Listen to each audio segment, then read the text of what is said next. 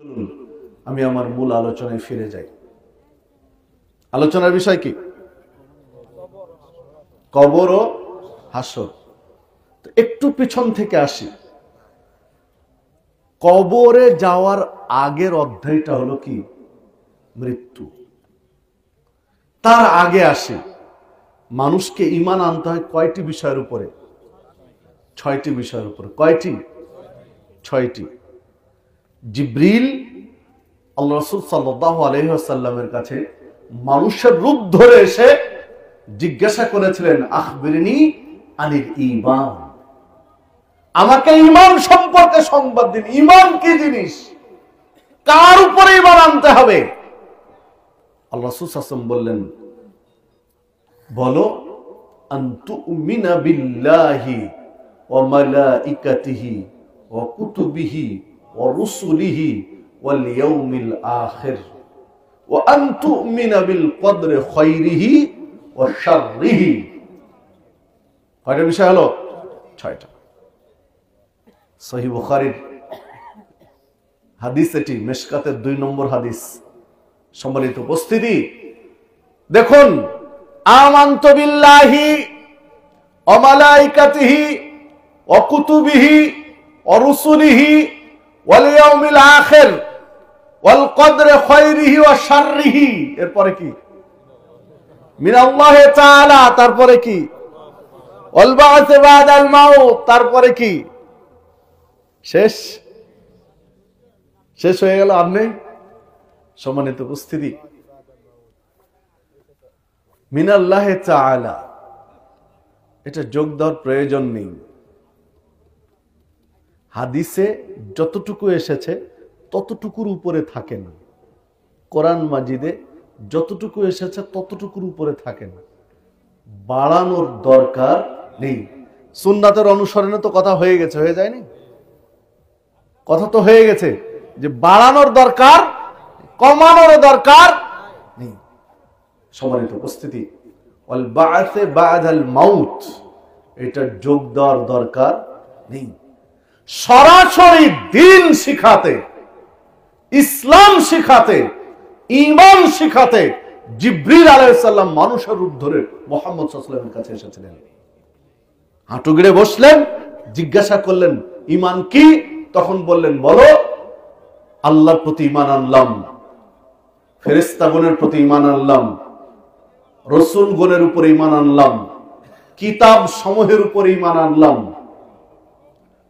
আখিরাতের উপর ঈমান আনলাম, তাকদীরের ভালো এবং মন্দের উপর ঈমান আনলাম। কথা শেষ করে দিলেন। হাদিস সহিহ বুখারীর। তাহলে আর নতুন করে বাড়ানোর দরকার নেই। আমি যেটা বলার জন্য, তাহলে ঈমান 6টি বিষয়ের উপর আনতে হবে, তাই তো? 6টির কোন একটিকে যদি কেউ অস্বীকার করে, ইনকার করে, অবজ্ঞা করে, তুচ্ছ তাচ্ছিল্য করে, উপহাস করে, তাহলে ঈমান থাকবে না? থাকবে না?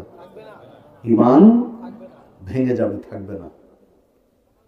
যদি 6টি বিষয়ের, ঈমানের 6টি রুকুনের কোন একটি রুকুন আংশিক বা পূর্ণাঙ্গ, পরিপূর্ণ একটা রুকুন বা একটা রুকুনের কোন একটা অংশ যা নস দিয়ে, কোরআন এবং সুন্নাহ দিয়ে প্রতিষ্ঠিত, প্রমাণিত, একটু যদি কেউ অস্বীকার করে, তাহলে ঈমান থাকবে না, ভেঙে যাবে। ওনাকে নতুন করে কালিমা পড়ে, শাহাদাত পড়ে ঈমান আনতে হবে, তওবা করে, নতুবা বিচারের মাঠে পার পাবে না। সম্মানিত উপস্থিতি, যেটা বলতে গিয়ে আমি পিছনে গিয়েছি, সেইটা হলো যে 6টির 5 নম্বরে বলা হয়েছে কি?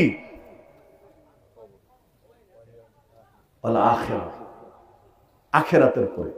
আখিরাতের উপরে ঈমান আনতে হবে।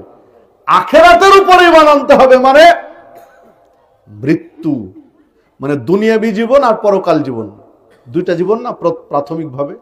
দুনিয়াবী জীবন, পরকালীন জীবন। পরকালীন জীবনের পুরোটাই হলো কি? আখিরাত। পরকালীন জীবনের পুরোটাই হলো আখিরাত।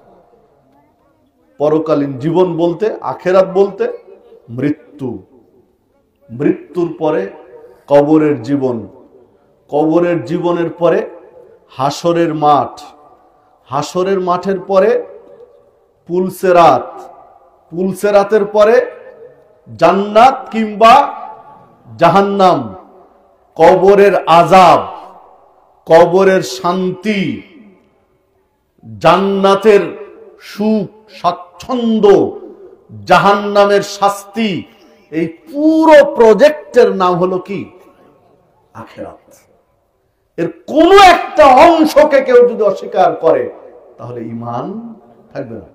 কবরকে, কবরের আযাবকে, হাসরের মাঠকে বা বিচারের কোন একটা অংশকে বা পুলসেরাতকে বা জান্নাতকে বা জাহান্নামকে, জান্নাতের শান্তি বা জাহান্নামের শাস্তি, কোন একটা সেক্টর যদি কেউ অস্বীকার করে তার ঈমান থাকবে না। সম্মানিত উপস্থিতি, তাহলে পরকালের প্রথম ধাপ হলো মৃত্যু। মরার পরেই তো কবরে, নাকি? মরার আগে কবর নয়, মরার পরে কবর। সম্মানিত উপস্থিতি, নবী মুহাম্মদ সাল্লাল্লাহু আলাইহি ওয়াসাল্লাম তিনি এই পৃথিবীতে এসেছিলেন, মায়ের পেট থেকে জন্ম নিয়েছেন, বাবার ঔরসে জন্ম নিয়েছেন, ঠিক আছে তো নাকি? এই পৃথিবীর ব্যতিক্রম মানুষ হলেন আদম আলাইহিস সালাম, যার জন্মের জন্য বাবা মার ঔরস লাগেনি, প্রয়োজন হয়নি। আল্লাহ রাব্বুল আলামিন তার দুই হাত দিয়ে নিপুণ ভাবে সৃষ্টি করেছিলেন। সূরা সদের ৭৫ নম্বর আয়াত। ইবলিস যখন আদমকে সিজদা করলো না, আদম আলাইহিস সালামকে, তখন আল্লাহ রাব্বুল আলামিন ধমক দিয়ে ইবলিসকে বলেছিলেন, হে ইবলিস, মা মানাকা আন তাসজুদা লিমা খালাকতু বিয়াদাইয়া। হে ইবলিস, তোকে কে নিষেধ করলো? আমি তাকে দুই হাত দিয়ে সৃষ্টি করেছি, তাকে সিজদা করতে তোকে কে নিষেধ করেছে? তাহলে আল্লাহ দুই হাত দিয়ে নিপুণ ভাবে সৃষ্টি করেছিলেন কাকে? আদম আলাইহিস সালামকে। কি দিয়ে? মাটি দিয়ে। তো আদম আলাইহিস সালাম পৃথিবীর এক ব্যতিক্রম মানুষ, যে কোনো মানুষের বাবা মা বা কারো সংস্পর্শ ছাড়াই আল্লাহ তাকে সৃষ্টি করেছিলেন। এই পৃথিবীর দ্বিতীয় মানুষ হচ্ছেন হাওয়া আলাইহিস সালাম, যার জন্মের জন্য বাবা মার ঔরস লাগেনি, তবে একজন মানুষের সংস্পর্শ ছিল। আদম আলাইহিস সালামের বাম পাজরের বাঁকা হাড্ডি থেকে আল্লাহ রাব্বুল আলামিন সৃষ্টি করলেন হাওয়া আলাইহিস সালামকে। প্রসঙ্গতই বলে রাখি, যেহেতু বাম পাজর, আল্লাহ রাসূল সাল্লাল্লাহু আলাইহি ওয়াসাল্লাম বলছেন যে যেহেতু হাওয়া আলাইহিস সালামকে বাম পাজরের বাঁকা হাড্ডি থেকে সৃষ্টি করেছেন, আর হাড়ের মধ্যে ওই হাড্ডিটাই বেশি বাঁকা, বিধায় আল্লাহ রাসূল সাল্লাল্লাহু আলাইহি ওয়াসাল্লাম বলছেন, মেয়েদেরকে যদি একেবারে সোজা করে দিব, মনে করো যে আমি যেভাবে বলছি ঠিক ওভাবেই চলবে, একেবারে সোজা চলবে, কোনো বাঁকা হতে দেব না, তাহলে ভেঙে যাবে।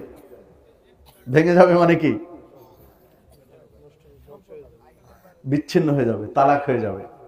একেবারে যদি মনে করে কোনো পুরুষ যে আমি যা বলেছি তাই হবে, যেন নটচর না হয়, একেবারে আমি যেভাবে সঠিক বলেছি সঠিকের উপরে চলবে, একটু নটচর হতে দেব না, তাহলে বেশি দিন টিকবে না, ভেঙে যাবে। কারণ সবচেয়ে বাঁকা হাড্ডি থেকে তৈরি। আবার যদি ওটাকে রেখেই দেয়, যাক বাঁকা থেকে তৈরি হয়েছে, ওটা আর কিছুই করবো না, থাক, তো সারা জীবন বাঁকাই থেকে যাবে। বিধায় একেবারে সোজা করতেও যেও না, আর ছেড়েও দিও না, ওকে নসিহত করে করে লাইনে রাখো। আল্লাহ রাসূল সাল্লাল্লাহু আলাইহি ওয়াসাল্লাম বলছেন। সম্মানিত উপস্থিতি, তো যে কথা বলতে চাচ্ছিলাম, আল্লাহ রাব্বুল আলামিন পৃথিবীর দ্বিতীয় মানুষ হাওয়া আলাইহিস সালামকে আদম আলাইহিস সালামের বাম পাজরের হাড্ডি থেকে তৈরি করলেন। এই পৃথিবীর তৃতীয় আরেকজন ব্যতিক্রম মানুষ কে? ঈসা আলাইহিস সালাম, যাকে আল্লাহ রাব্বুল আলামিন মাতৃগর্ভে সৃষ্টি করলেন, কিন্তু পুরুষের সংস্পর্শ ছাড়াই। ফানাফাখনা ফীহি মির রূহিনা, আল্লাহ রাব্বুল আলামিন সূরা তাহরীমের একেবারে শেষ আয়াতে বলেছেন যে আমি তার মানে এতে রূহ ফুঁকে দিলাম, রেহেমে রূহ ফুঁকে দিলাম। আল্লাহ বলছেন আমার পক্ষ থেকে রূহ ফুঁকে দিলাম, ফলে সৃষ্টি হলো কে? ঈসা আলাইহিস সালাম। সম্মানিত উপস্থিতি, ঈসা আলাইহিস সালাম মায়ের পেটে জন্ম নিলেন, মায়ের পেট থেকে বাবার ঔরস ছাড়াই পৃথিবীর এই তিনজন মানুষ, একজন মা বাবার ঔরস ছাড়াই একজন পুরুষের সংস্পর্শে আসলেন, আরেকজন মার পেট থেকে হলেন আল্লাহর রূহের মাধ্যমে। এই তিনজন ব্যতীত সারা পৃথিবীর সমস্ত মানুষ কোথা থেকে এসেছেন? বাবা মার সংস্পর্শে, বাবা মার ঔরসে। সারা পৃথিবীর সমস্ত মানুষ এই তিনজন ব্যতীত। যেহেতু আপনার আমার জীবন আছে, সারা পৃথিবীর মানুষের যার জীবন আছে তার মৃত্যু আছে। কুল্লু নাফসিন যায়িকাতুল মউত, প্রত্যেক আত্মাকে মৃত্যুর স্বাদ আস্বাদন করতে হবে। যারই আত্মা আছে তার মৃত্যু হবে। যদি জীবন না হতো, থাকতো আপনার আমার, তো মরণের ঝামেলা ছিল না। আপনার আমার জীবন আছে মানে মরণ হবে। শুধু আপনি আমি না, সারা পৃথিবীর যে কোনো প্রাণী, যে কোনো প্রাণী যারই প্রাণ আছে তার মৃত্যু আছে, মরতে হবে। সম্মানিত উপস্থিতি, নবী মুহাম্মদ সাল্লাল্লাহু আলাইহি ওয়াসাল্লামের মৃত্যু হবে না? হবে না? জি, হায়াতুন নবী অনেকে মনে করি, রাগ করে কেউ উঠে যাবেন না তো কথা বললে। হায়াতুন নবী মনে করি যে নবী চিরঞ্জীব, জিন্দা আছেন। আল্লাহ রাব্বুল আলামিন সূরা জুমার 30 নম্বর আয়াতে বলছেন, ইন্নাকা মাইয়াতুন, আপনারও মৃত্যু হবে, ওয়া ইন্নাহুম মাইয়াতুনা, তাদেরও মৃত্যু হবে। আল্লাহ তার নবীকে বলছেন, সূরা জুমার 30 নম্বর আয়াত, আল্লাহ তার নবীকে বলছেন যে আপনারও মৃত্যু আছে, তাদেরও মৃত্যু আছে। মানে জীবন নিয়ে যিনি এসেছেন তিনি মারা যাবেন। সম্মানিত উপস্থিতি, এই পৃথিবীর সমস্ত মানুষ মারা যাবে। আল্লাহ রাব্বুল আলামিন সূরা রহমানের মধ্যে বলেছেন, আল্লাহ ব্যতীত সারা পৃথিবীর সমস্ত কিছু ধ্বংস হয়ে যাবে। সারা পৃথিবীর যা কিছু আছে সব ধ্বংস হয়ে যাবে, শুধু বাদ থাকবে কে? আল্লাহ রাব্বুল আলামিন। তিনি ব্যতীত আর কিছুই থাকবে না, মারা যাবে, সারা পৃথিবীর সবকিছু ধ্বংস হয়ে যাবে। আল্লাহ রাব্বুল আলামিন বলছেন, আইনামা তাকুনু ইউদরিকুমুল মাউত, তোমরা মৃত্যু থেকে যেখানেই পালাও না কেন, যেখানে গিয়ে আত্মগোপন করো না কেন, মৃত্যু তোমাকে গ্রাস করবেই। ওয়ালাউ কুনতুম ফি বুরুজিম মুশাইয়াদা, যদিও খুব গোপন দুর্গে, যেই দুর্গে কেউ যেতে পারবে না, এই রকম অবৈধ দুর্গেও যদি আত্মগোপন করো, সেখানেও মৃত্যু উপস্থিত হবে। আল্লাহ বলছেন। কবি চমৎকার ভাবে এই আয়াতের কাব্যানুবাদ করেছেন, মৃত্যু থেকে যতই পালাও মৃত্যু তোমায় লইবে ঘিরি, যদিও সুদূর আকাশ পানে লুকাও গিয়ে লাগিয়ে শিবি। মানে আকাশে গিয়েও যদি, কথার কথা, আকাশে গিয়ে লুকানো সম্ভব না, আসমানে কি লুকানো সম্ভব? কেউ যদি বলে কোনদিন বিজ্ঞানের অগ্রগতি, উন্নতি হতে হতে হতে হতে হতে এমন পর্যায়ে উন্নতি হয়েছে যেটা কল্পনা করা যায় না, তারপরেও যদি বিজ্ঞানীরা বলে যে আমরা প্রথম আসমানে গিয়েছি, তাহলে এর চেয়ে বড় মিথ্যা আর কিছু হতে পারে না। হ্যাঁ, চাঁদে যেতে পারে, যদি খুব যান্ত্রিক উন্নতি হয় তো চাঁদে যেতে পারে, আরো উন্নতি হলে মঙ্গল গ্রহে যেতে পারে, আরো উন্নতি হলে যে আরো বড় বড় গ্রহ নক্ষত্রগুলো আছে সেগুলোতে যেতে পারে, কিন্তু আসমানে যেতে পারে না। কারণ এগুলো দুনিয়ার নিকটতম আসমানের সব নিচে আছে। আমরা যে গ্রহ নক্ষত্র দেখি, গ্রহ নক্ষত্র, চাঁদ, তারা যা কিছু দেখি, এগুলো কোথায় আছে? আসমানের নিচে। কোন আসমানের নিচে? প্রথম আসমান, মানে দুনিয়ার নিকটতম আসমানের নিচে। আল্লাহ বলছেন যে এগুলো দিয়ে আমি আসমানকে সুশোভিত করেছি। আপনার এই যে প্যান্ডেলটা সুশোভিত, ওই যে বিভিন্ন ধরনের জরি টরি লাগানো আছে, কোথায়? উপরে না নিচে? এই ইয়ার সামিয়ানার নিচে সুশোভিত করার জন্য। তার প্রথম আসমানকে সুশোভিত করেছেন। দুনিয়া থেকে প্রথম আসমানের দূরত্ব হলো 500 বছরের রাস্তা। একজন মানুষকে 500 বছর 500 বছর ভ্রমণ করলে দুনিয়া থেকে প্রথম আসমানে যাওয়া সম্ভব। একটা দ্রুতগামী যানবাহনে 500 বছর জার্নি করলে প্রথম আসমানে যাওয়া সম্ভব। তো একটা মানুষ যদি কেউ দাবি করে আমি প্রথম আসমানে গিয়েছি, তাহলে মিনিমাম ওর বয়স হতে হবে 600 বছর। কারণ জন্ম নিয়ে তো একজন ভ্রমণ করবে না, তাই না? ওর জন্ম নিয়েছে, একটু বড় হয়েছে, ও গবেষণা করেছে, যান্ত্রিক আবিষ্কার করেছে, সবকিছু বুঝে উঠেছে, এতে তো 50-60 বছর তো লাগবেই। 500 বছর যদি ভ্রমণই করে তো 100 বছর তো তার প্রসেসিং এ লাগবে। কেউ যদি দাবি করে যে হ্যাঁ তারপরে ফেরত আসার বিষয় আছে, তাহলে কেউ যদি দাবি করে যে আমি প্রথম আসমানে গিয়েছি, তাহলে তার বয়স হতে হবে কয়শো? 1100 না, সরি 1300। মানে যেতে 600 না 500, আসতে 500 আর 100, 1100 বছর। 1100 বছর বয়স হওয়া লাগবে যদি কেউ দাবি করে যে আমি প্রথম আসমানে গিয়েছি। চাঁদ, মঙ্গল গ্রহে এগুলো কেউ যদি দাবি করে আর বাস্তবে গিয়ে থাকে, আল্লাহ ভরসা, হতে পারে, এগুলো অনেক নিচে আছে। যে কথা বলছিলাম, দেখুন আল্লাহ রাব্বুল আলামিন বলছেন যে যদি কেউ কোন দুর্গে গিয়ে আত্মগোপন করে, যেই দুর্গে কারো প্রবেশ করা সম্ভব নয়, সেখানেও মৃত্যু উপস্থিত হবে। ভাই, মৃত্যু থেকে বাঁচার আপনার আমার কোনো পথ নেই। সারা পৃথিবীর মানুষ এই এক জায়গায় একমত। হিন্দু বলেন, মুসলিম বলেন, ইহুদি বলেন, খ্রিস্টান বলেন, মুসলিমদের যত গ্রুপ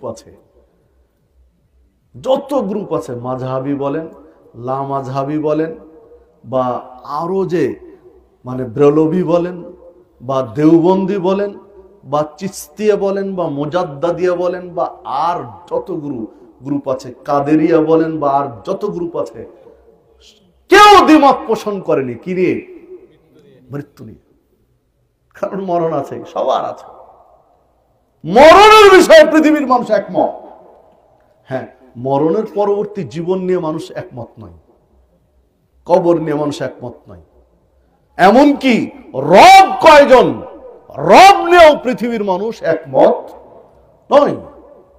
কিন্তু মৃত্যু নিয়ে সারা পৃথিবীর মানুষ একমত। কারণ যে লোকটা দাবি করেছিল আনা রাব্বুকুমুল আলা, মুসা আলাইহিস সালামকে বলেছিল, মুসা তুমি কোন রবের দাওয়াত দাও আমার কাছে? আরে আনা রাব্বুকুমুল আলা, আমি তো সবচেয়ে বড় রব। নাউযুবিল্লাহি মিন যালিক। শুধু রব বলেনি, বলেছিল রব্বুকুমুল আলা, আমি সবচেয়ে বড় রব। নাউযুবিল্লাহি মিন যালিক।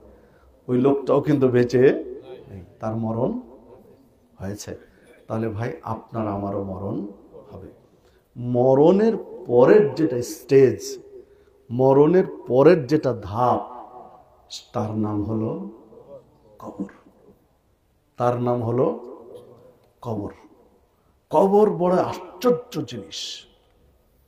পৃথিবীর মানুষ সপ্ত আশ্চর্য আবিষ্কার করেছে। সারা পৃথিবীর 7টা আশ্চর্য জিনিসকে নাম দিয়েছে কি? সপ্ত আশ্চর্য। সারা পৃথিবীর 7টা আশ্চর্য জিনিসের নাম দিয়েছে 1, 2, 3 সিরিয়াল করে, যেটা হলো পৃথিবীর সপ্ত আশ্চর্য। যেটা সপ্ত আশ্চর্য কি দেখেছেন? পৃথিবীর কোন সপ্ত আশ্চর্য যদি বলতে চান, তো 1 নম্বরে যেটা দিতে হবে, দেওয়ার মতো, সেটা হলো কি? কবর। 1 নম্বরে রাখেন। আশ্চর্য এক জায়গা কবর, যার কোনো তুলনা করা যায় না। ছোট্ট একটা যন্ত্র দিয়ে, ছোট্ট একটা ফোন দিয়ে, একটা স্মার্টফোন দিয়ে সারা পৃথিবীর খবর প্রত্যেকটা সেকেন্ডে সেকেন্ডে নেওয়া যায়। ছেলে কোথায় আমেরিকাতে আছে, ছেলে কোথায় কানাডায় আছে, ছেলে কোথায় অস্ট্রেলিয়া আছে, ছেলে কোথায় ফ্রান্সে আছে, জাপানে আছে, চীনে আছে, কোথায় আছে, কি অবস্থায় আছে, কি খাচ্ছে, কি করছে, প্রত্যেকটা মুহূর্তে লাইভ সংবাদ নেওয়া সম্ভব। সম্ভব না সম্ভব নয়? সিসি ক্যামেরা লাগিয়ে রেখেছেন ছেলের রুমে, আপনি ছেলে ঘুমাচ্ছে, খাচ্ছে, পড়ছে, কি করছে, আপনি বসে বসে ফোনে লাইভ দেখছেন। সম্ভব না সম্ভব না? সম্ভব। সম্মানিত উপস্থিতি, ছোট্ট একটা বিষয় বলে রেখে, আমার একটা প্রতিষ্ঠান আছে যেটা নাম আপনাদেরকে বলি, ইয়াসিন আলী সালাফি কমপ্লেক্স, দামকুড়হাট, রাজশাহী। 32টা সিসি ক্যামেরা লাগানো আছে প্রতিষ্ঠানে, মানে একেবারে A to Z, শুধু বাথরুম বাদ দিয়ে। বাথরুমে তো আর লাগানো যায় না, বাথরুম বাদ দিয়ে প্রত্যেকটা ছাদ থেকে শুরু করে এরিয়াতে গেলে ও সিসি ক্যামেরার আওতায় আছে।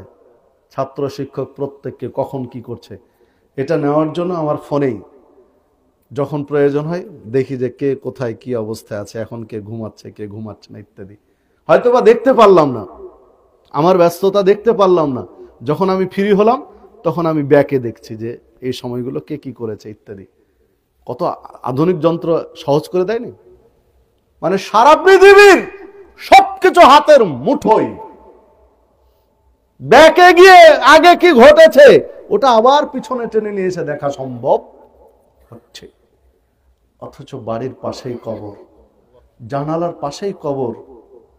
যে বাবা ছাড়া, যে মা ছাড়া, যে স্ত্রী ছাড়া, যে আদরের সন্তান ছাড়া একটা রাত কাটাতে পারছিলাম না, বাড়ির পাশের কবরে শুয়ে আছে, জানি না কি অবস্থা আছে, জানার কোনো রাস্তা নেই। আজ পর্যন্ত পৃথিবীর কোনো বিজ্ঞানী, আজ পর্যন্ত কোনো জ্ঞানীগুণী মহাপণ্ডিত ওই আবিষ্কার নিতে পারেনি, কিয়ামত পর্যন্ত পারবে না।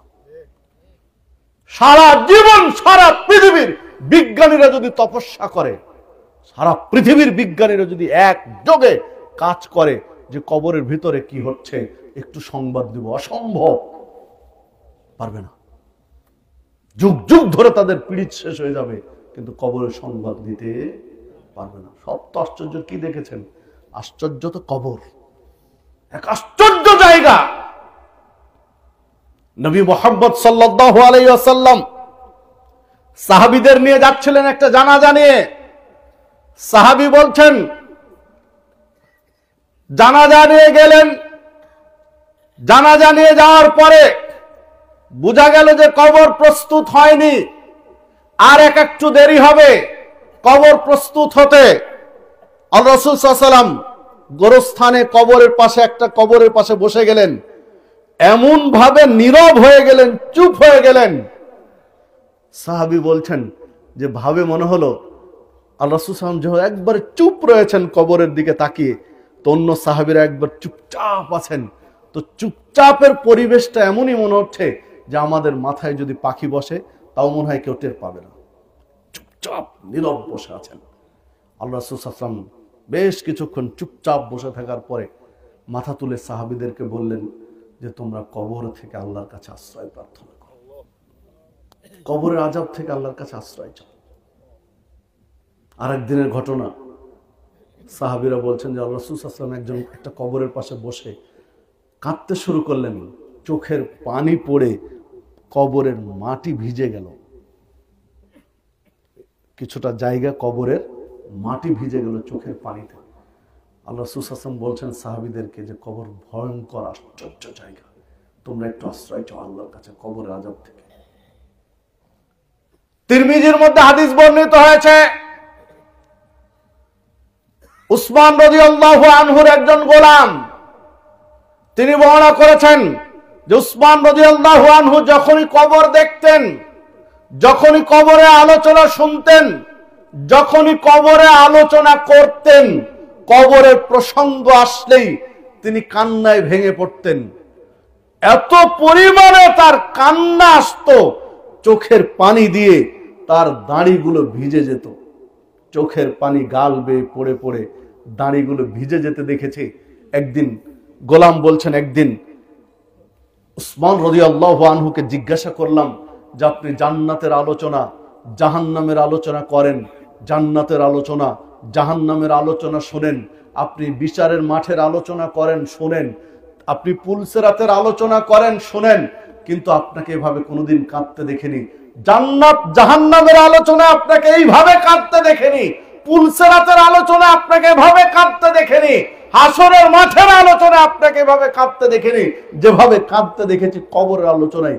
তো কি এমন আছে যে কবর নিয়ে আপনি এত ব্যস্ত হয়ে যান, এইভাবে কাঁদতে শুরু করেন? উসমান রাদিয়াল্লাহু আনহু জবাব দিয়েছিলেন সেই দিন যে, দেখো কবরের প্রসঙ্গ আসলে আমি আর নিজেকে সামলাতে পারি না। নবী মুহাম্মদ সাল্লাল্লাহু আলাইহি সাল্লাম বলেছেন, পৃথিবী থেকে বিদায় নিয়ে আখিরাতের যত ধাপ আছে, যত সিঁড়ি আছে, যত স্তর রয়েছে, প্রথম স্তর, প্রথম ধাপ, প্রথম সিঁড়ি হলো কবর। যদি কবর থেকে কেউ নিষ্কৃতি পেয়ে যায়, কবর থেকে যদি কেউ মুক্তি পেয়ে যায়, কবরের আযাব থেকে যদি কেউ বেঁচে যায়, তাহলে প্রত্যেকটা স্তর সহজ হয়ে যাবে, বেঁচে যাবে। আর কবরে যদি কেউ ধরা খেয়ে যায়, কবরের আযাবের কবলে যদি কেউ পড়ে যায়, তাহলে প্রত্যেকটা ধাপ তার জন্য কঠিন হয়ে যাবে। এই জন্য কবরের বিষয় আসলে আর নিজেকে সামলাতে পারি না, যেহেতু এটাই মূল প্রথম স্তর, এখানে যেন কবরে আল্লাহ আমাকে বাঁচান, আমি আর নিজেকে সামলাতে পারি না, চোখে পানি চলে আসে। সম্মানিত উপস্থিতি, কবর নিয়ে আপনার আমার ভাবনা নেই, আপনার আমার চিন্তা ভাবনা নেই। বড়ই কঠিন আপনার আমার হৃদয়, পাথরের চেয়েও শক্ত। কদিন আগে বাবাকে মাটি দিয়েছেন, কদিন আগে মাকে মাটি দিয়েছেন, কদিন আগে দাদা দাদি, পাড়া প্রতিবেশী, আত্মীয় স্বজনকে মাটি দিয়েছেন, অথচ এখন কিছুই মনে নেই, ওগুলো একেবারে পাথরের চেয়েও শক্ত হয়ে গেছে। সম্মানিত উপস্থিতি, রাসূলুল্লাহ সাল্লাল্লাহু আলাইহি ওয়াসাল্লামের বিশিষ্ট সাহাবী, আল্লাহ রাসূল সাল্লাল্লাহু আলাইহি ওয়াসাল্লামের বিশিষ্ট সাহাবী আমর ইবনুল আস রাদিয়াল্লাহু আনহু, তিনি যথেষ্ট বয়স পেয়েছিলেন, বয়সের ভারাক্রান্তে দুর্বল হয়ে পড়েছিলেন, মৃত্যু শয্যায় শায়িত, জীবন যায় যায় পর্যায়ে চলে এসেছে। তিনি অঝোর ধারে কাঁদতে আছেন। তার ছেলেমেয়েরা, আমর ইবনুল আস রাদিয়াল্লাহু আনহুর ছেলেমেয়েরা উপস্থিত হলো বাবার মৃত্যু শয্যায়। মরে যাবে মনে হচ্ছে, পৃথিবীতে মনে হচ্ছে আর তিনি বেঁচে থাকবেন না। ছেলেমেয়েরা সব উপস্থিত হয়েছে। যখন ছেলেমেয়েরা সবাই উপস্থিত হলো, তার বাড়িতে ঘরের ভিতরে তিনি খাটে শুয়ে আছেন, কাঁদছেন, অদর ধারায় কাঁদছেন আর কাঁদছেন। ছেলেমেয়েরা সবাই উপস্থিত হলে তিনি ঘুরে গেলেন দেওয়ালের দিকে, ছেলে মেয়েদের দিকে মুখ ছিল, ঘুরে গেলেন দেওয়ালের দিকে। কান্নার গতি আরো বেড়ে গেল, কান্নার আরো বেড়ে গেল, অঝোর ধারায় তিনি কাঁদতে আছেন। ছেলেমেয়েরা অস্থির হয়ে গেলেন যে আব্বার শেষ মুহূর্তে, বিচারের জীবনের শেষ মুহূর্তে, বিদায় বেলায় এসে এত কাঁদছেন কেন? শেষ পর্যন্ত ছেলেমেয়েরা বলতে বাধ্য হলেন, তারা মুখ খুললেন যে আব্বা, আপনি তো আল্লাহ রাসূল সাল্লাল্লাহু আলাইহি ওয়াসাল্লামের সাহাবী, রাসূলুল্লাহ সাল্লাল্লাহু আলাইহি ওয়াসাল্লামের সাহচর্য লাভ করেছেন, নবী মুহাম্মদ সাল্লাল্লাহু আলাইহি ওয়াসাল্লামের সাথে যুদ্ধে অংশগ্রহণ করেছেন, তার পিছনে আপনি সালাত আদায় করেছেন, আপনি তার একাধিক বৈঠকে, নসিহতে আপনি উপস্থিত ছিলেন, ও বিভিন্ন সাহাবীদেরকে বিভিন্ন ভাবে তিনি আশ্বস্ত করেছেন বিচারের মাঠ নিয়ে, কবর নিয়ে, পরকাল নিয়ে। তো আপনাকে কোন আকার ইঙ্গিত দেননি? আপনাকে কি কিছুই ইঙ্গিত দেননি যে আপনি পরকালে বাঁচতে পারেন? আপনি এত কাঁদছেন কেন মৃত্যু শয্যায় শায়িত হয়ে? ছেলেদের এই প্রশ্নে আমর ইবনুল আস রাদিয়াল্লাহু আনহু ঘুরলেন তাদের দিকে, ঘুরে বললেন, বাবারে, আমার জীবনের 3টা পর্যায়, তৃতীয় পর্যায়ে আমি পাড়ি দিচ্ছি। আমার জীবনের একটা পর্যায় ছিল জাহেলি যুগে, কুফরি অবস্থায় জীবন যাপন করেছি, আর 5টা কাফের যেমন কুফরি করত, ইসলামের বিরোধিতা করত, ওই রকম আমিও কুফরি করতাম, ইসলামের বিরোধিতা করতাম। ইসলামকে পছন্দ হতো না, ইসলামের নবী মুহাম্মদ সাল্লাল্লাহু আলাইহি ওয়াসাল্লামকে পছন্দ হতো না, ঘৃণা করতাম। আর 5 জন কাফেরের মতো আমিও ইচ্ছা পোষণ করতাম যে এই লোকটি মুহাম্মদ সাল্লাল্লাহু আলাইহি ওয়াসাল্লামের কারণে আমাদের বাপ দাদার ধর্ম উল্টো পাল্টা হয়ে গেল, আমাদের বাপ দাদার ধর্ম বাতিল হতে চলেছে, আমাদের বাপ দাদার ধর্ম বিলুপ্তির পথে।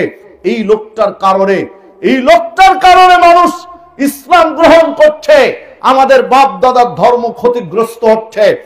আমি ইচ্ছা পোষণ করতাম, মনে মনে স্বপ্ন দেখতাম, যদি আমি এই লোকটিকে মুহাম্মদ সাল্লাল্লাহু আলাইহি সাল্লামকে একাকী কোথাও পেয়ে যাই, আমার নাগালের মধ্যে পেয়ে যাই, তাহলে আমি তাকে হত্যা করব, মেরে ফেলে দেব। বাবারে দেখো, যদি আমি সেই মুহূর্তে আমার মন মানসিকতা যা ছিল, ওই সময় যদি আমি মুহাম্মদ সাল্লাল্লাহু আলাইহি সাল্লামকে একাকী পেয়ে যেতাম, তাহলে হয়তোবা আমি তাকে মেরেই ফেলতাম। নাউজুবিল্লাহ। আমি এত ঘৃণা করতাম ইসলামকে এবং মুহাম্মদ সাল্লাল্লাহু আলাইহি সাল্লামকে, আমি সুযোগ পেলে হয়তোবা মেরে দিতাম। এই অবস্থায় যদি আমার মৃত্যু হতো, তাহলে আমি নিশ্চিত আমি জান্নাতে যেতাম না, আমি জাহান্নামের খড়ি হতাম। আল্লাহ রাব্বুল আলামিন আমার উপরে দয়া করলেন, আল্লাহ রাব্বুল আলামিন আমার উপরে ইহসান করলেন, আমার উপরে অনুগ্রহ করলেন, আমাকে হেদায়েতের রাস্তা দেখার সুযোগ দিলেন। ইসলামের প্রতি আমার দরদ, ভালোবাসা তৈরি হলো। ইসলামকে আমি বুঝতে শুরু করলাম, ইসলামকে আমি ভালোবাসতে শুরু করলাম, ইসলামকে জানতে শুরু করলাম, ইসলামের কাছে আসা শুরু করলাম। এই পর্যায়ে হতে হতে একদিন নবী মুহাম্মদ সাল্লাল্লাহু আলাইহি সাল্লামের কাছে আমি উপস্থিত হলাম। রাসূলুল্লাহ সাল্লাল্লাহু আলাইহি ওয়াসাল্লামকে এসে আমি বললাম, আমার ডান হাতে গিয়ে দিয়ে বললাম যে আপনি আপনার ডান হাতে গিয়ে দিন। আপনার হাতে হাত রেখে, আপনার ডান হাতে হাত রেখে আমি ইসলামের উপরে শপথ নিতে চাই, ইসলামের উপরে বায়াত নিতে চাই। নবী মুহাম্মদ সাল্লাল্লাহু আলাইহি সাল্লাম তার ডান হাত, আমি তো আগে থেকে আমার ডান হাত এগিয়ে রেখেছিলাম, আল্লাহ রাসূল সাল্লাল্লাহু আলাইহি সাল্লাম তার ডান হাত আমার দিকে এগিয়ে দিলেন। তিনি যখনই ডান হাত আমার দিকে এগিয়ে দিলেন, আমি আমার হাত টেনে নিলাম পিছনে। যখন আমি হাত টেনে নিলাম, নবী মুহাম্মদ সাল্লাল্লাহু আলাইহি ওয়াসাল্লাম আমাকে বলছেন, আমর ইবনুল আস, কি হলো তোমার? তুমি না বললে হাত আমাকে এগিয়ে দিতে, আর আমি যখন হাত এগিয়ে দিলাম তুমি হাত টেনে নিলে কেন? কি হলো তোমার, কি সমস্যা? আমর ইবনুল আস বলছেন, আমি বললাম রাসূলুল্লাহ সাল্লাল্লাহু আলাইহি সাল্লামকে, জান রাসূল সাল্লাল্লাহু আলাইহি সাল্লাম আপনার হাতে হাত রেখে ইসলামের উপরে বায়াত করতে চাই, তবে শর্ত আছে। বিনা শর্তে না, শর্ত আছে, শর্তের আলোকে। যদি শর্তে রাজি হন, তাহলে আমি আপনার হাতে হাত রেখে ইসলামের উপরে বায়াত করব, আর যদি শর্তে রাজি না হন, তাহলে নয়। তা রাসূল সাল্লাল্লাহু আলাইহি ওয়াসাল্লাম আমাকে জিজ্ঞাসা করলেন, বলো তোমার শর্ত কি? তা আমি বললাম, আমার জীবনে আমি কত পাপ করেছি আমি জানি না, আমি শর্ত করতে চাই যে আপনার হাতে হাত রেখে ইসলামের উপরে বায়াত করব, বিনিময়ে যেন আমার সারা জীবনের সমস্ত পাপ ক্ষমা হয়ে যায়, সারা জীবনের সমস্ত পাপ ক্ষমা হয়ে যায়। এই শর্তে আপনি রাজি হলে আপনার হাতে হাত রেখে আমি ইসলাম গ্রহণ করতে চাই।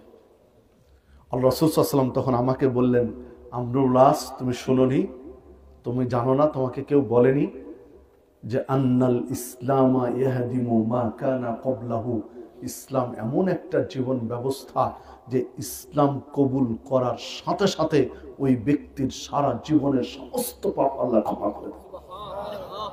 ও কত বড় পাপ করেছে, সাগীরা পাপ না কাবীরা পাপ না কি পাপ, শিরিক করেছে না কি করেছে, এটা বিষয় না। ইসলাম গ্রহণের সাথে সাথে তার সারা জীবনের অতীতের সমস্ত পাপ আল্লাহ ক্ষমা করে দেন। আমি তখন আল্লাহ রাসূল সাল্লাল্লাহু আলাইহি ওয়াসাল্লামের হাতে হাত রেখে ইসলামের উপরে বায়াত নিলাম, শপথ নিলাম।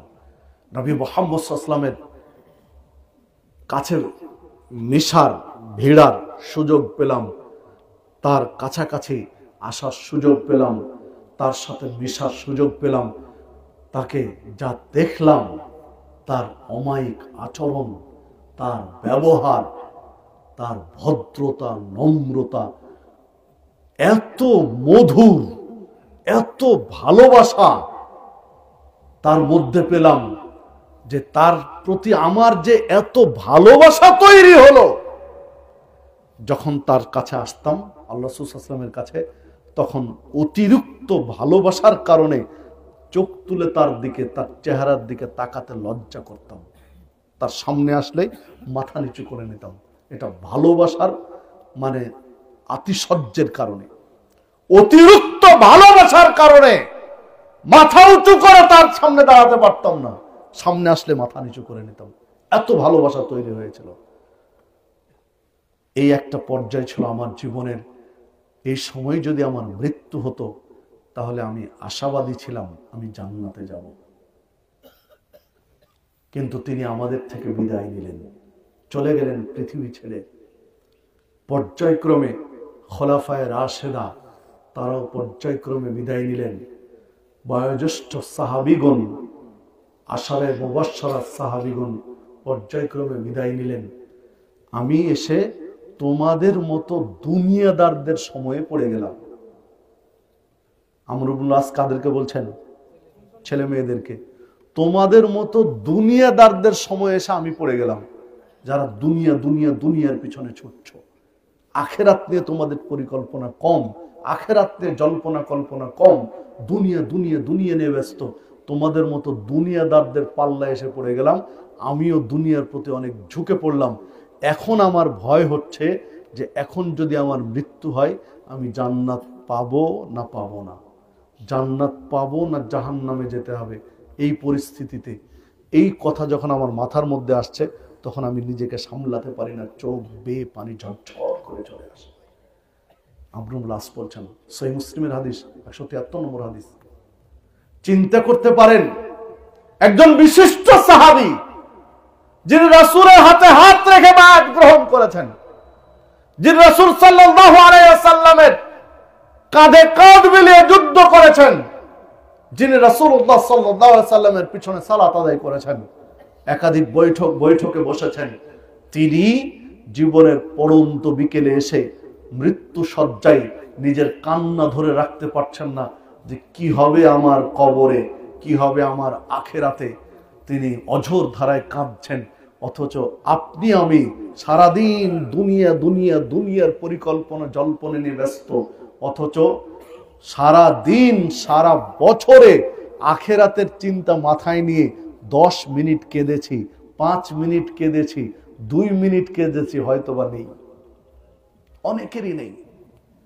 যে আল্লাহর ভয়ে, আখেরাতের ভয়ে, পরকালের ভয়ে একটু সময় কেঁদেছি, হয়তোবা এই লোকটিকে পাওয়া কঠিন।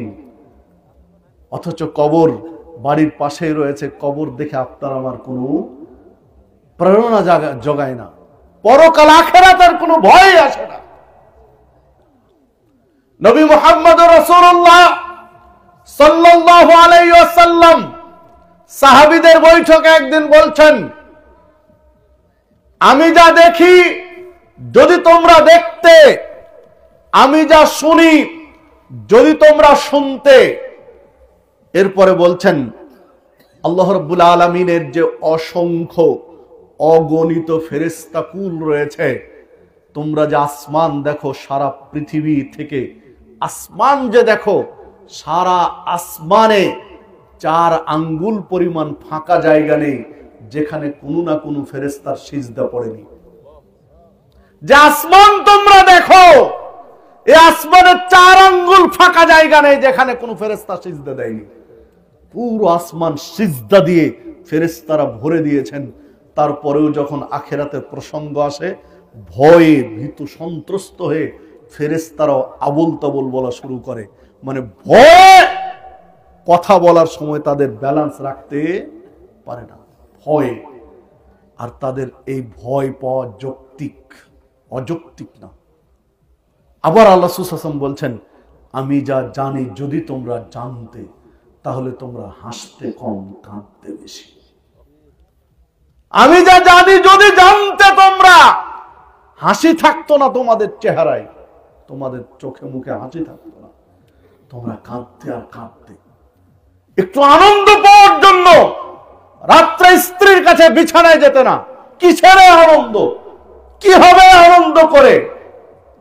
কাঁদতে কাঁদতে বাড়ি থেকে বের হয়ে যেতে, লোকালয় থেকে কোনো জঙ্গলে, গহীন বন জঙ্গলে গিয়ে যেখানে কেউ ডিস্টার্ব করবে না, কাঁদতে, এই রকম জায়গায় গিয়ে কাঁদতে আর কাঁদতে, পরকালকে ভয় করতে, স্মরণ করতে, আর সারাদিন কাঁদতে। ইবনে মাজার মধ্যে হাদিস পাবেন 4190 নম্বর হাদিস, ইবনে মাজার, এবং হাদিস সহিহ। সম্মানিত উপস্থিতি, দেখুন তো, আপনার আমার কান্না আসে। কবরকে কবর মনে করি না, কবরের ভয় আপনার আমার মাঝে আসে না। সাদ রাদিয়াল্লাহু আনহু যখন মৃত্যুবরণ করলেন, সাদ রাদিয়াল্লাহু আনহুর জানাজা দেওয়ার জন্য ইমামতির জায়গায় দাঁড়ালেন এই পৃথিবীর সর্বশ্রেষ্ঠ মানুষ নবী মুহাম্মদুর রাসূলুল্লাহ সাল্লাল্লাহু আলাইহি ওয়াসাল্লাম।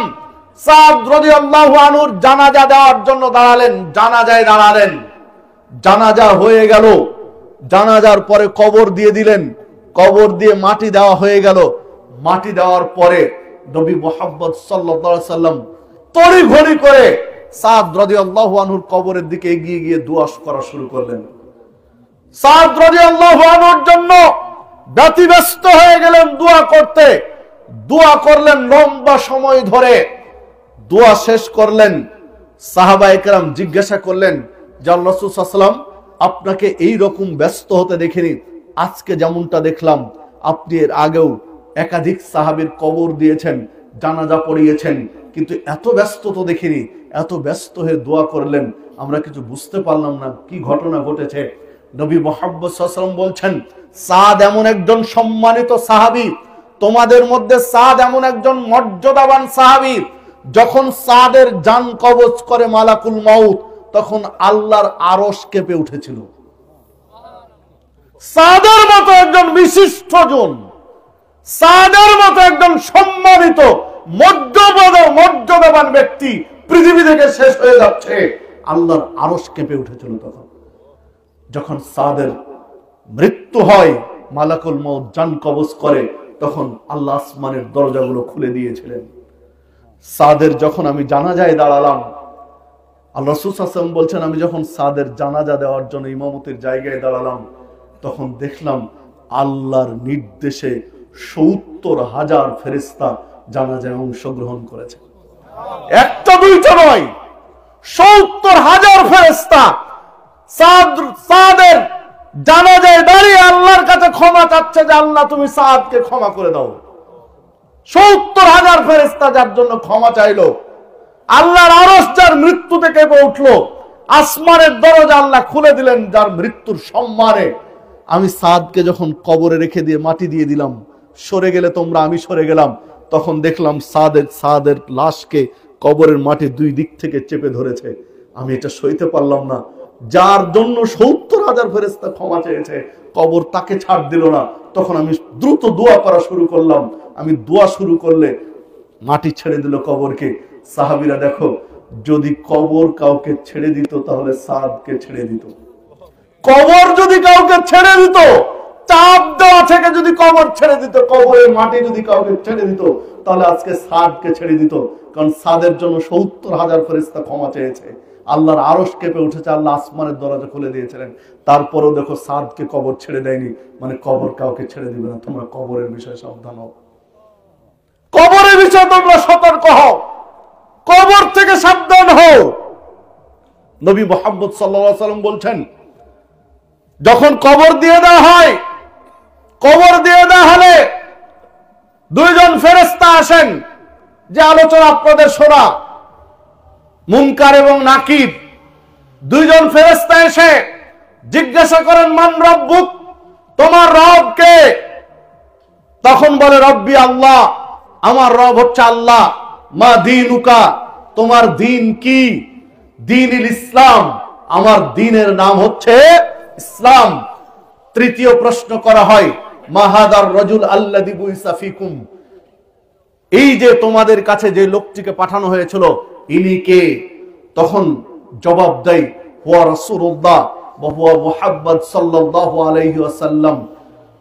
যখন তিনটি প্রশ্নের উত্তর দিয়ে দেয়, আমার রব আল্লাহ, আমার দিন ইসলাম, ইনি আমাদের নবী মুহাম্মদ সাল্লাল্লাহু আলাইহি ওয়াসাল্লাম, তিনটি প্রশ্নের যখন সঠিক উত্তর দিতে পারে, তখন ৪ নম্বর প্রশ্ন করে, চতুর্থ প্রশ্ন করে ফেরেশতা, মা ইউদরিকা, তুমি জানলে কিভাবে?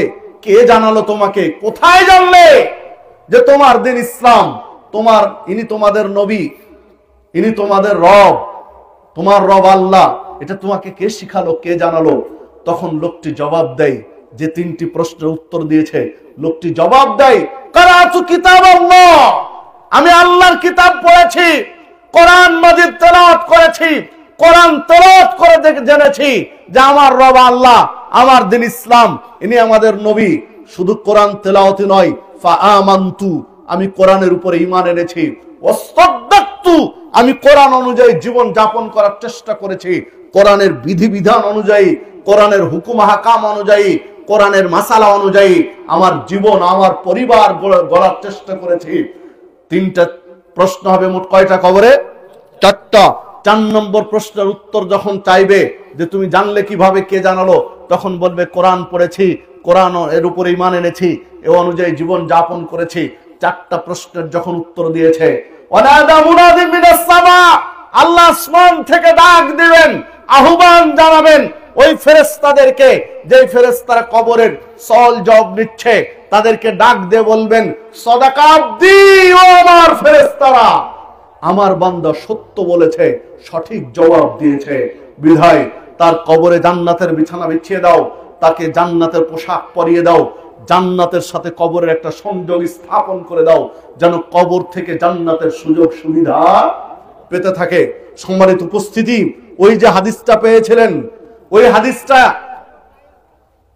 যে হাদিসটিতে বলা হয়েছে, মান করাআতাল কুরসি ইনদা কুল্লি দুবুর সালাতিন মাকতুবা লাম ইয়ামনাহু মিন দুখুলিল জান্নাহ ইল্লাল মাউত, কোন ব্যক্তি যদি প্রত্যেক ফরজ সালাতের পরে প্রত্যেকদিন ফরজ সালাত আদায় করে আয়াতুল কুরসি পাঠ করে, তাহলে ওই ব্যক্তিকে জান্নাতে যেতে কেউ বাধা দিতে পারবে না মৃত্যু ছাড়া।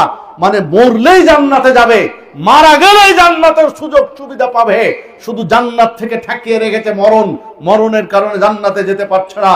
তখন কারো মনে প্রশ্ন জাগতে পারে যে মরলেই জান্নাতে যাবে মানে তাহলে পুলসেরাত, হাসর, বিচারের মাঠ, এগুলো কোথায় গেল? এত কিছু প্রসেসিং আছে, কিভাবে জান্নাতে যায়? সম্মানিত উপস্থিতি, মরলেই জান্নাতে যায় তার একটা পর্যায় হলো এই হাদিস। জান্নাতের সুযোগ সুবিধা কোথা থেকে পায়? কবর থেকে। জান্নাতের পোশাক পরে আছে, জান্নাতের বিছানায় ঘুমাচ্ছে, জান্নাতের সাথে কবরের সংযোগ স্থাপন করা আছে, তাহলে জান্নাতের সুযোগ কবর থেকে শুরু না? কবর থেকে শুরু। ওই যে উসমান রাদিয়াল্লাহু আনহু কাঁদতেন, কেন কাঁদতেন? যে কবরে বোঝা যাবে তার ফলাফল কেমন। উষার লগ্ন এই দিবসের প্রতিচ্ছবি, সকালে সূর্য দেখেই বোঝা যায় দিনটা কেমন যেতে পারে। সম্মানিত উপস্থিতি, কবরে ব্যক্তি বুঝতে পারবে তার পরবর্তী ধাপগুলো কেমন হতে পারে। এই জন্য কবর দেখে কাঁদতেন। আল্লাহ রাসূল সাল্লাল্লাহু আলাইহি ওয়াসাল্লাম বলছেন, এরপরে যখন কাফের ব্যক্তি, মুনাফিক ব্যক্তি, মুশরিক ব্যক্তিকে জিজ্ঞাসা করা হয় মান রব্বুক, রবকে, বলবে হা হা লা আদরি, হায় আফসোস আমি জানি না। মা দিনুক, দিন কি, হা হা লা আদরি, হায় আফসোস আমি জানি না। জিজ্ঞাসা করা হবে মাহাদার রজুল আল্লাযী বুইসা ফিকুম, তোমাদের কাছে পাঠানো হয়েছিল ইনি কে? বলবে হা হা লা আদরি, হায় আফসোস আমি জানি না। 3টি প্রশ্নের উত্তর যখন বলবে আমি জানি না, হায় আফসোস আমি জানি না, তখন ফেরেশতা এবার তাকে জিজ্ঞাসা করবেন যে তুমি কোরআন তেলাওয়াত করনি, তুমি কোরআন পড়নি? আরে তুমি কোরআন পড়লেই তো জানতে এগুলো প্রশ্নের জবাব, কেন কোরআন পড়নি? তখন লোকটা বলবে মানুষ যা করতো দুনিয়া আমি তাই করতাম, কোরআন পড়ার আমার সুযোগ হয়নি। সম্মানিত অভিভাবকদের মাথায় প্রশ্ন রেখে দিলাম যে ছেলেকে ইংলিশ মিডিয়ামে পড়াচ্ছেন, ছেলেকে ইংলিশ বাংলা ভার্সনে পড়াচ্ছেন, অথচ ছেলেকে কোরআন পড়া শেখাননি। কি করবে আপনার ছেলে কবরে? কি জবাব দিবেন কবরে?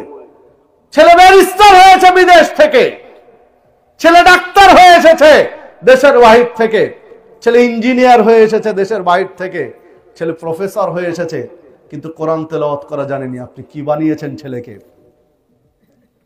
ছেলে দেশের আইন, বিদেশের আইন, ব্রিটিশ ল, সব ল মুখস্থ, আল্লাহর আইন ল, কোরআন মাজিদ জানেন। আপনি কি করলেন? আপনি বাবা হিসাবে একজন ব্যর্থ বাবা। আপনি স্বীকার করেন আর না করেন, আপনার ছেলে যদি দিনে 1 কোটি টাকাও ইনকাম করে তবু আপনি ব্যর্থ। কয়দিনের পৃথিবী, কয়দিনের? কবরে যেতে হবে না আপনাকে? কবরে যেতে হবে না আপনার ছেলেকে? আপনার ছেলে সারা বিশ্বের ল, আইন মুখস্থ। বাংলাদেশের সংবিধান কোনো কারণে যদি সব বাতিল হয়ে যায়, হয়তো ও সংবিধান লিখে দিবে বাংলাদেশের, এই রকম তার ল মুখস্থ আছে। কবরে যদি যখন জিজ্ঞাসা করবে তখন বলবে হা হা লা আদরি, হায় আফসোস আমি জানি না। তাহলে কি করলেন, কি পরিকল্পনা করলেন বাপ বেটা মিলে? আজকে ছোট ছোট দুইটা বাচ্চা বক্তৃতা দিচ্ছিল, এগুলো আপনাদের আগামী দিনের সম্পদ। যে ছেলেটা পরে কথা বললো, জানি না নাম কি, ইসমাইল, বলেন তো তার শুরু থেকে শেষ পর্যন্ত ফাউল কোনো কথা বলেছে? একেবারে প্রয়োজনীয় কথা বলেছে। একদম প্রফেশনাল বক্তা, একজন প্রফেশনাল বক্তা যেভাবে গুছিয়ে একটা বক্তব্য উপস্থাপন করে, গুছিয়ে কথা বলে, একটার পর একটা ধারাবাহিকতা, সাবজেক্ট ঠিক রেখে ঠিক সেভাবে কথা বলছিল।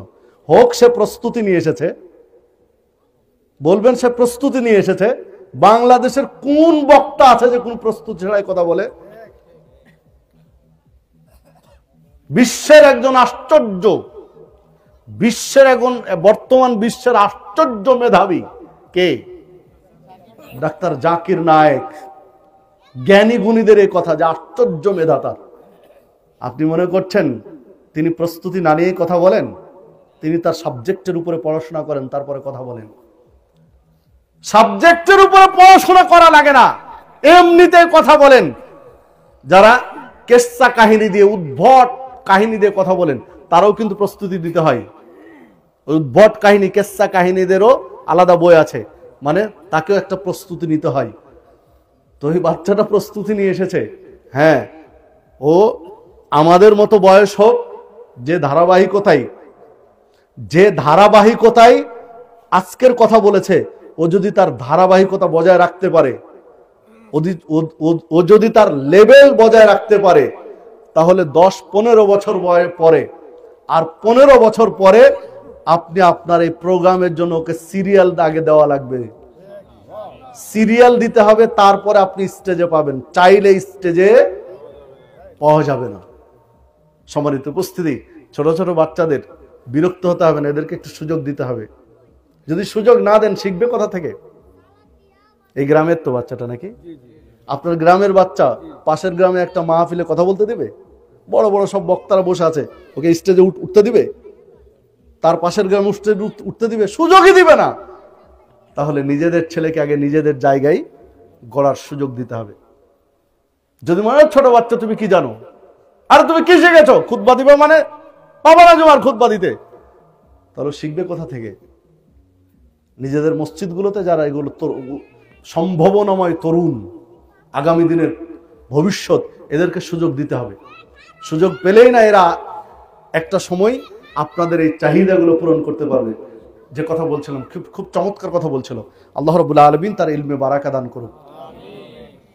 সম্মানিত উপস্থিতি, যে কথা বলছিলাম, যে ছোট্ট একটা বাচ্চা কোরআন মাজিদ থেকে তেলাওয়াত করছে, কোরআন মাজিদের আয়াতের নিপুণ ভাবে অনুবাদ করছে, আর একজন আপনার এলাকারই ছেলে দেশের বাহির থেকে ব্যারিস্টার, ইঞ্জিনিয়ার, ডাক্তার হয়ে এসেছে, কোরআন মাজিদের একটা অক্ষর পাঠ করতে পারে না। এই বাচ্চাটাও পৃথিবীতে বেঁচে থাকবে 60, 70, 100 বছর। ওই ব্যারিস্টারও পৃথিবীতে বেঁচে থাকবে 60, 70, 100 বছর, এর বেশি নয়। এই বাচ্চাটারও মৃত্যু হবে, ওই ব্যারিস্টারও মৃত্যু হবে। দুইজনই যাবে কোথায়? কবরে। জন্মেছিলাম যেভাবে পৃথিবীতে এক লেভেলে উলঙ্গ হয়ে কাপড় ছাড়াই পৃথিবীতে এসেছি, ঠিক মরার পরে এক লেভেলে কয়টা কাফন নিয়েই মারা যাব। যে ব্যারিস্টার আর যে দিনমজুর রাখাল সব এক লেভেলে যাব।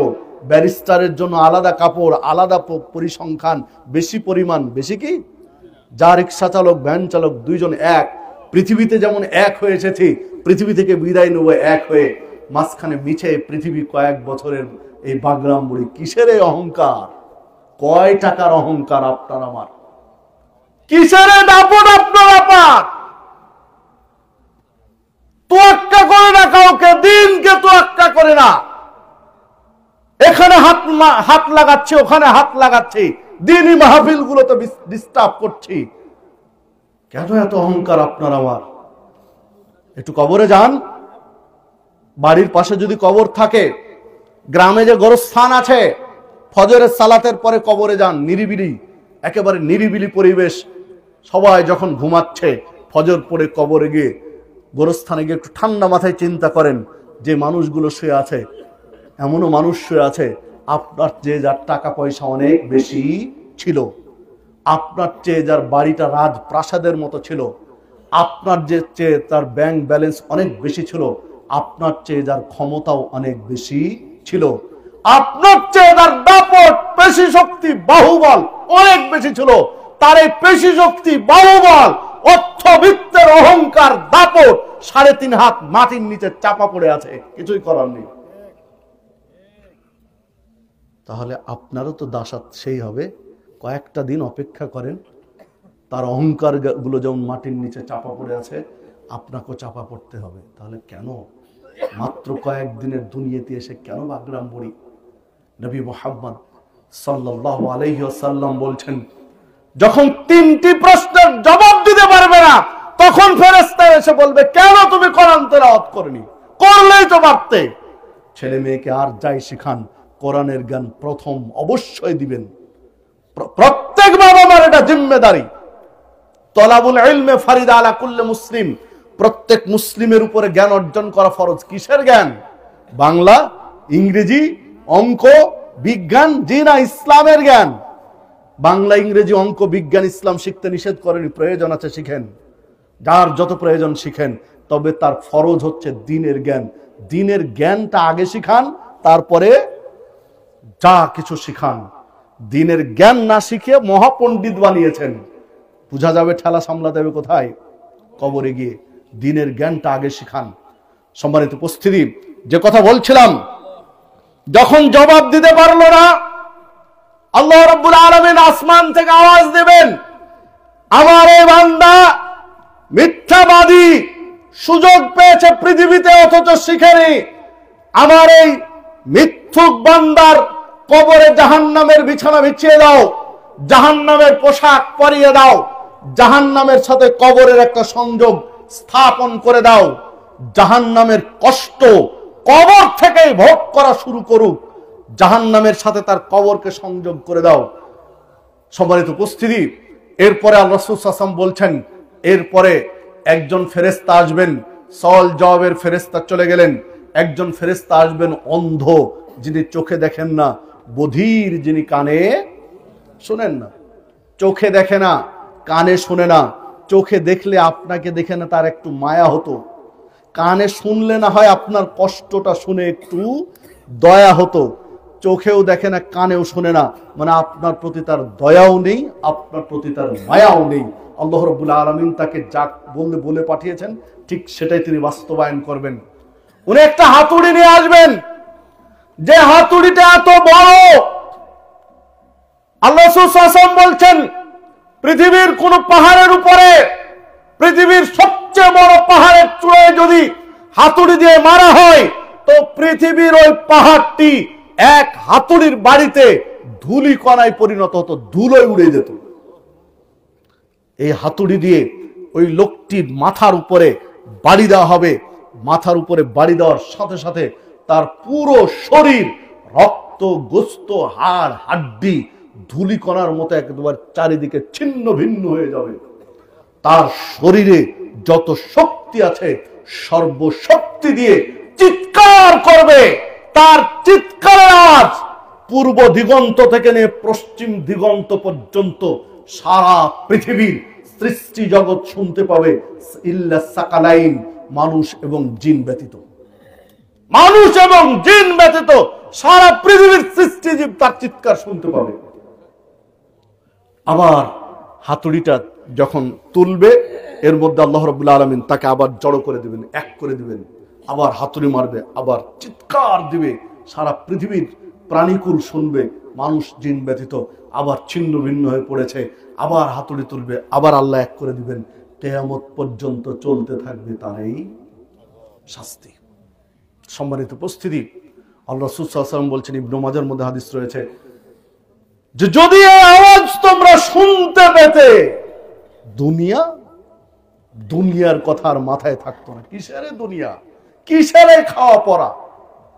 আমি যদি এই আশঙ্কা না করতাম যে তোমরা কবর দেওয়া ছেড়ে দিবে, কবরের শাস্তির ভয়ে, কবরের চিৎকার সহ্য করতে না পারার কারণে কবর দেওয়া ছেড়ে দিবে, এই ভয় যদি আমি না করতাম তাহলে আমি আল্লাহর কাছে দোয়া করতাম যে আল্লাহ তুমি আমার উম্মাতকে কবরের আওয়াজ, চিৎকার, শাস্তির যে চিৎকারে চিৎকারটা শোনার সুযোগ দাও।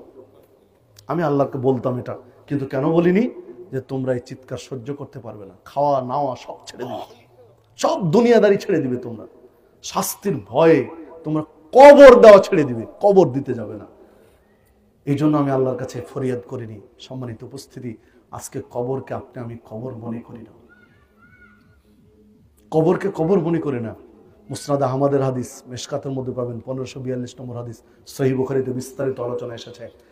কবরের এক একটা পর্যায়ে এক একভাবে বলা হয়েছে যে কবরে এক পর্যায়ে দুই পাশের মাটি যখন চাপা দিবে, ডান পাশের হাড্ডিগুলো বাম পাশে চলে যাবে, বাম পাশের হাড্ডিগুলো ডান পাশে চলে আসবে। ভাই, একটা হোঁচট যদি খাই, হোঁচট তো বুঝেন, হাঁটতে গিয়ে যদি একটা হোঁচট খাই তাহলে কত চিৎকার করি, সইতে পারি না, একটু হোঁচট খেয়ে একটু আঘাত লেগেছে তাই। আর যদি ফ্র্যাকচার হয়ে যায়, হাত পা কোথাও ফেটে যায়, তাহলে তো আর তুলতে পারি না, প্লাস্টার করে রাখতে হয় 1.5 মাস 2 মাস, ফেটে গেছে তাই। সামান্য একটু আঘাত, একটা ইটের চোট, একটু হোঁচট সইতে পারি না, তাই চিৎকার দেই। যেই দিন কবরের মাটির নিষ্পেষণে ডান পাঁজরের হাড্ডি বাম পাঁজরে, বাম পাঁজরের হাড্ডি ডান পাঁজরে চলে আসবে, সেই দিন কি করবেন? সেই দিনের জন্য কি প্রস্তুতি গ্রহণ করেছেন? কিভাবে সেই দিন পাড়ি দিবেন? কবর কিভাবে পাড়ি দিবেন একটু চিন্তা করেছেন কি? সম্মানিত উপস্থিতি, দেখুন কবর বড়ই ভয়ঙ্কর জায়গা। আল্লাহ রাসূল সাল্লাল্লাহু আলাইহি ওয়াসাল্লাম বলছেন 3 দিন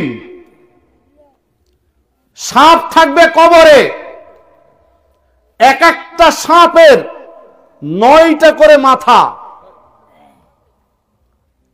এই 9 মাথা বিশিষ্ট সাপ তাকে একসাথে দংশন করতে থাকবে। একটা সাপ, বিষাক্ত সাপ যদি আপনাকে দংশন করে দুনিয়াতে, আপনি সহ্য করতে পারেন না, সঠিক চিকিৎসা সঠিক সময়ে না হলে পৃথিবী থেকে বিদায় নিতে হয় আপনাকে আমাকে। কবরে বিষাক্ত, পৃথিবীর এই সাপের আর কতটুকু বিষ আছে, কতটুকু বিষধর সাপ পৃথিবীর এই সাপগুলো। এইরকম 3 দিন, 99টা 3 দিন থাকবে একটা কবরে, এক একটা 3 দিন, এক একটা সাপের 9টা করে মাথা, তাহলে কতগুলো মাথা দংশন করবে। কিভাবে এই কবর পাড়ি দিবেন বলেন দেখি? কিভাবে এই কবরকে পাড়ি দিবেন? কি প্রস্তুতি নিয়েছি এই কবরের জন্য? নবী মুহাম্মদ সাল্লাল্লাহু আলাইহি সাল্লামকে একজন সাহাবী জিজ্ঞাসা করছেন যে আল্লাহ রাসূল সাল্লাল্লাহু আলাইহি সাল্লাম, সবচেয়ে বুদ্ধিমান ব্যক্তি কে? এই দুনিয়াতে সবচেয়ে বুদ্ধিমান ব্যক্তি কে? তো আল্লাহ রাসূল সাল্লাল্লাহু আলাইহি ওয়াসাল্লাম বলছেন, যে ব্যক্তি কবরের তথা পরকালের পাথেয় সঞ্চয় করে।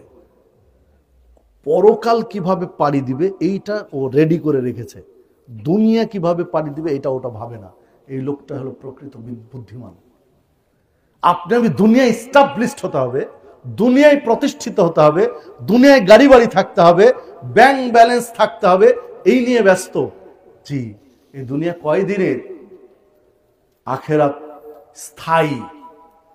দুনিয়াতে আপনি 60, 70, 100 বছর বাঁচবো আপনি আমি, হাসরের মাঠ দুনিয়ার, আখেরাতের আরেকটা স্তর, আরেকটা ধাপ, আরেকটা স্টেজ, আরেকটা সিঁড়ি।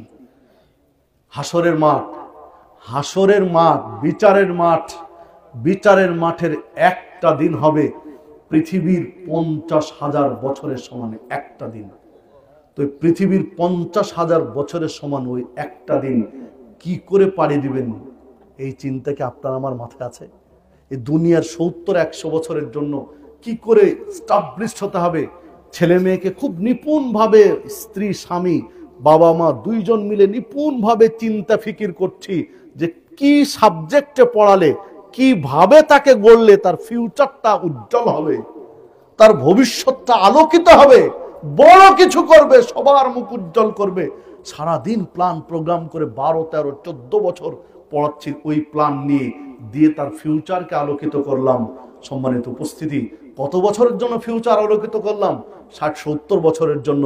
অথচ কবরে গিয়ে হাসরের মাঠ একটা দিন পৃথিবীর 50,000 বছরের সমান। এই 50,000 বছরের এই ভবিষ্যৎ, এই ফিউচার আলোকিত হবে কি করে, এই নিয়ে বাবা মার মাথায় চিন্তা নেই। যে লোকটাই চিন্তা করে ছেলেটাকে মাদ্রাসায় দিয়েছে, যে লোকটা চিন্তা করে তার ফিউচার চিন্তা করে, কবরের চিন্তা করে, বিচারের মাঠের চিন্তা করে ছেলে মেয়েকে মাদ্রাসায় দিয়েছে, আপনি মুচকি হাসি মেরে একটু ব্যঙ্গ করে বলেন যে কি হবে এই ফকিরি বিদ্যা শিখে? বুঝতে পারেননি যে কে চালাক।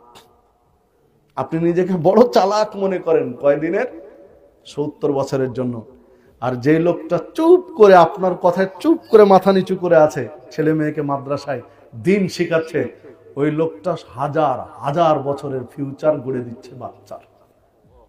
ও তো অরিজিনাল চালাক। ভাঙা ঢোল বাজে বেশি। আপনার তো ভাঙা ঢোল, আপনাকে বেশি বাজবেন তো। অরিজিনাল একদম ঠান্ডা হয়ে আছে যে ফিউচার তো বোঝা যাবে কবরে। দৌড় কার কতটুকু? মানুষ বলে মোল্লার দৌড় মসজিদ দৌড়। জি না, চেঞ্জ করেন স্লোগান। কার দৌড় কতটুকু? কবরে। কার দৌড় কতটুকু বোঝা যাবে কবরে। এসেছিলাম একইভাবে, যাব একইভাবে। মাঝখানের কয়েকদিনের মিছে এই পৃথিবীতে এই দাপট কিসের, বোঝা যাবে কবরে। আসুন আমরা কবরের জন্য প্রস্তুতি গ্রহণ করি। আল্লাহ রাব্বুল আলামিন সূরা হজ 1 এবং 2 নম্বর আয়াতে বলছেন, ইয়া আইয়ুহান নাসু তাকু রাব্বাকুম, হে পৃথিবীর মানুষ, তোমাদের রবকে ভয় করো, তোমাদের রবকে ভয় করো। সেই দিন প্রকট নিনাদে গোটা পৃথিবী প্রকম্পমান হবে, কেঁপে উঠবে থরথর করে। বিচারের মাঠের কথা বলছেন, কিয়ামত দিবসের কথা বলছেন, হাসরের কথা বলছেন। ইয়াউমা তারাউনাহা তাযহালু কুল্লু মুরদিআতিন আম্মা আরদাত, বিচারের মাঠে প্রত্যেক দুগ্ধদানকারিণী মা তার দুধের বাচ্চার কথা ভুলে যাবে। দুধ পান করাচ্ছে বাচ্চাকে, কখন দুধ পান করা অবস্থায় বাচ্চা খসে পড়ে গেছে এটা মা টের পাবে না, বুঝতে পারবে না। কারণ এটার চেয়ে সামনে যে বিচার হচ্ছে, বিচারের দৃশ্য, হাসরের মাঠ আরো ভয়ঙ্কর। মা ভুলে যাবে দুধের বাচ্চার কথা। ইয়াউমা তাযহালু কুল্লু মুরদিআতিন আম্মা আরদাত ওয়া তাযাউ যাতু হামলিন হামলাহা, প্রত্যেক গর্ভবতী মা ভয়ে গর্ভপাত করে দিবে, অথচ বুঝতে পারবে না। একজন মা, মুসলিম মা, অমুসলিম মা, একটা নারী যেই ধর্মেরই হোক না কেন, তাকে জিজ্ঞাসা করেন যে নারী জীবনের সবচেয়ে কষ্টের স্মৃতি কি? বাচ্চা প্রসবের চেয়ে কষ্টের স্মৃতি নারী জীবনে আর নেই। নারী ছিঁড়া ধন বলা হয় বাচ্চাকে, সারা নারী ছিঁড়ে বেরিয়ে আসে। অথচ আল্লাহ রাব্বুল আলামিন সূরা হজ্জের 2 নম্বর আয়াতে বলছেন, গর্ভবতী মা বিচারের মাঠে তার গর্ভপাত হয়ে যাবে, বাচ্চা প্রসব হয়ে যাবে, অথচ বুঝতে পারবে না। কারণ বিচারের ভয়ঙ্কর দৃশ্যের কাছে বাচ্চা প্রসবের কষ্ট একেবারে তুচ্ছ, কিছুই না। শেষ করে দিচ্ছি জি, আমি ফিনিশিং এ আসছি। বাচ্চা প্রসবের কথা ভুলে যাবে, মনে রাখতে পারবে না। পৃথিবীর মানুষকে মনে হবে সব মাতাল। বেশি মদ পান করে গেলে যেমন স্থির থাকতে পারে না, মাতলামি করে, বিচারের মাঠে সারা পৃথিবীর মানুষকে মনে হবে সুকারা। আল্লাহ বলছেন যে যেন সবাই মাতাল, মাতালের মতো হয়ে আছে। অথচ কেউ মদ পান করেনি। মদ পান করার কারণে যে মাতাল হয়ে আছে এটা না, ভয়, ভীতির পরিমাণটা এত বেশি যে মানুষ নিজেকে ধরে রাখতে পারবে না, স্থির থাকতে পারবে না বিচারের মাঠে। আল্লাহ বলছেন, আরে বিচারের মাঠ তো সামান্য, আল্লাহর আযাব, জাহান্নামের আযাব এর চেয়ে অনেক অনেক অনেক কঠিন। কবরের আযাবের চেয়ে বিচারের মাঠ বেশি ভয়ঙ্কর। বিচারের মাঠের চেয়ে পুলসেরাত ভয়ঙ্কর। পুলসেরাত চেয়ে জাহান্নামের আগুন আরো বেশি ভয়ঙ্কর। আল্লাহুম্মা আযিরনি মিনান নার, আল্লাহুম্মা আযিরনি মিনান নার, আল্লাহুম্মা আযিরনি মিনান নার, আল্লাহ তুমি আমাদেরকে জাহান্নামের আগুন থেকে বাঁচাও, আল্লাহ তুমি আমাদেরকে জাহান্নামের আগুন থেকে বাঁচাও, আল্লাহ তুমি আমাদেরকে জাহান্নামের আগুন থেকে বাঁচাও। আল্লাহ রাসূল সাল্লাল্লাহু আলাইহি ওয়াসাল্লামের স্ত্রী আয়েশা সিদ্দিকা রাদিয়াল্লাহু আনহা বলছেন যে আল্লাহ রাসূল সাল্লাল্লাহু আলাইহি ওয়াসাল্লামকে এমন কোন সালাতে দেখিনি, এমন কোন সালাত পড়তে দেখিনি যে সালাতে তিনি কবরের আযাব, জাহান্নামের শাস্তি থেকে তিনি আশ্রয় চাননি আল্লাহর কাছে। সম্মানিত উপস্থিতি, আসুন আমরা কবর নিয়ে একটু ভাবি। আল্লাহ রাসূল সাল্লাল্লাহু আলাইহি ওয়াসাল্লাম বলছেন তোমরা বেশি বেশি মরণকে স্মরণ করো। কবর নিয়ে ভাবো, কবর নিয়ে যদি বেশি ভাবো, মরণকে যদি বেশি স্মরণ করো, তাহলে দুনিয়ার বিষয়ে দুনিয়ার আসক্তি কমে যাবে। মানুষের এই যে এত কিছু, যা কিছু হচ্ছে দুনিয়াতে, খুন খারাপি, রাহাজানি, ছিনতাই, এই যে পালা বদল, ক্ষমতার দ্বন্দ্ব, কে পালাচ্ছে, কে প্রতিষ্ঠিত হতে যাচ্ছে, এগুলো সব কিছু দুনিয়ার মোহ। সব কিসের জন্য বলেন তো? দুনিয়ার জন্য, স্রেফ দুনিয়ার জন্য, সব কিছু দুনিয়ার জন্য। দুনিয়ার বিষয়ে যে যত সচেতন, নিজের চাহিদাকে সীমিত করে নেবেন, তার আখেরাত তত সহজ। আর নিজের চাহিদা সীমিত রাখার সবচেয়ে বড় পথ আল্লাহ রাসূল সাল্লাল্লাহু আলাইহি ওয়াসাল্লাম বললেন যে কবর, বিচারের মাঠ তথা মরণকে বেশি বেশি স্মরণ করা। মরতেই তো হবে। তখনই মানুষের, কেউ কারো 1 বিঘা জমি, 1 বিঘা জমি বাড়ির পাশে, তার প্রাচীরটা সোজা করতে প্রতিবেশীর 1 বিঘা বা 1 হাত, 1 ফিট জায়গা নিলে প্রাচীরটা সোজা হয়। তো প্রাচীরটা সোজা করতে সবাই চায় যে নিজের দাপট আছে, প্রাচীর সোজা করে নেই। যাক, ওই বেচারা দুর্বল, রিক্সা চালক, ভ্যান চালক, ওর ছেলে মেয়ে, কোনো ছেলে নেই, আমার 3টা 4টা ছেলে, আমার বংশ বড়, 1 ফিট জায়গায় প্রাচীর সোজা করে দিই, কোনো সমস্যা হবে না।